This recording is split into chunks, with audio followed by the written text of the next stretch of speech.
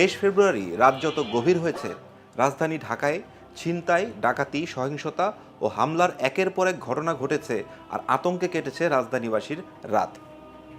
সাম্প্রতিক সময়ে অপরাধ প্রবণতা বাড়ার অভিযোগ থাকলেও গতরাতের ঘটনা যেন এক নতুন মাত্রা যোগ করেছে। সামাজিক যোগাযোগ মাধ্যমে ভাইরাল হওয়া ভিডিওগুলোতে দেখা যায় অন্ধকার গলিতে পথচারীদের পথরোধ করে হামলা চালিয়েছে একদল দুর্বৃত্ত। কেউ ছিল চাপাতি হাতে, কেউ ছিল বন্দুক নিয়ে। তারা হুমকি দিয়ে আহত করে কিংবা অস্ত্র ঠেকিয়ে মানুষের সর্বস্ব ছিনিয়ে নিয়েছে। এই ঘটনার পর রাজধানীবাসীর মধ্যে নিরাপত্তা নিয়ে উদ্বেগ তীব্র হয়েছে। অনেকেই প্রশ্ন তুলেছেন, তবে আইনশৃঙ্খলা বাহিনী কি করছে? কেন রাতের শহর এতটা অনিরাপদ হয়ে পড়ছে?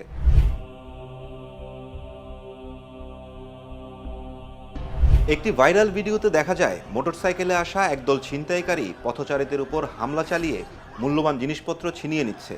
ভিডিও প্রকাশের পর অনেকেই ফেসবুকে ক্ষোভ উগরে দেন। সোশ্যাল মিডিয়াতে অনেকেই প্রশ্ন তোলেন, আইনশৃঙ্খলা বাহিনী তবে কি করছে? আরেকজন মন্তব্য করেন, ছিনতাই দিন দিন বাড়ছে কিন্তু কেউ কোনো ব্যবস্থা নিচ্ছে না। পরিস্থিতির প্রতিবাদে গতরাত 1টার দিকে কয়েকশো মানুষ ঢাকা বিশ্ববিদ্যালয়ে জড়ো হন। রাতেই ইডেন কলেজের শিক্ষার্থীরা মশাল মিছিল বের করেন। তারা সরকারের স্বরাষ্ট্র উপদেষ্টার পদত্যাগ দাবি করেন। তাদের অভিযোগ, তিনি অপরাধ দমনে ব্যর্থ হয়েছেন। গতকাল ভোর 3টায় এক জরুরি সংবাদ সম্মেলনে স্বরাষ্ট্র উপদেষ্টা লেফটেন্যান্ট জেনারেল অবসরপ্রাপ্ত জাহাঙ্গীর আলম চৌধুরী বলেন, আইনশৃঙ্খলা পরিস্থিতি স্বাভাবিক করতে সরকার সচেষ্ট। আওয়ামী লীগের সহযোগীরা দেশকে অস্থিতিশীল করতে চায়। তিনি আরও বলেন, আমি আইনশৃঙ্খলা বাহিনীকে টহল বাড়ানোর নির্দেশ দিয়েছি। আজ থেকে পরিস্থিতির উন্নতি হবে। চলুন এবার জেনে নেই গত এক রাতে গণমাধ্যমে আসা খবরে ঢাকার অপরাধের চিত্র। গণমাধ্যমে খবর উঠে এসেছে, রাজধানী ও আশেপাশের এলাকায় অন্তত 4টি বড় অপরাধ সংঘটিত হয়েছে।